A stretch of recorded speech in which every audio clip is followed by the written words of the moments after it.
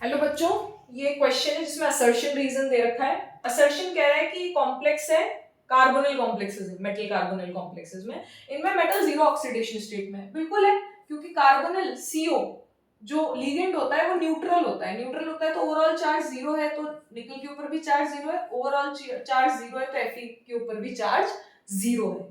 तो metals have zero oxidation state. बिल्कुल सही। लो ऑक्सीडेशन स्टेट देखो जीरो है, और भी कार्बोनिल कॉम्प्लेक्सेस लिख रही हूं यहाँ पे। CO cobalt CO whole 4 minus, Mn CO whole 6 plus.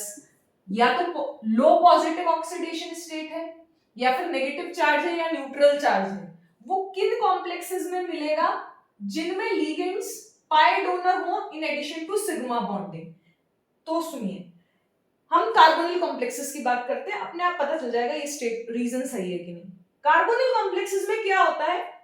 पहला असर्शन सही है कि जीरो ऑक्सीडेशन स्टेट है। एक्चुअली CO पाई एक्सेप्टर लीगेंड है।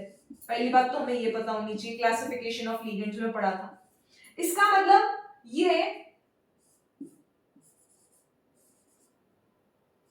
सिग्मा से डोनेट करता है और पाई से एक्सेप्ट करता है, क्योंकि इसके पास वेकेंट ऑर्बिटल भी है पाई स्टार। तो पाई से एक्सेप्ट किया, पाई से एक्सेप्ट किया तो इस एक्सेप्टेंस ने इस डोनेशन को क्या करा? मदद करी, और इसने इसको मदद करी। तो ये सिनर्जिकली इंटरैक्ट कर रहे हैं, सिनर्जिक बॉन्डिंग है ये। इसने इसको हेल्प किया और इसने इसको हेल्प किया।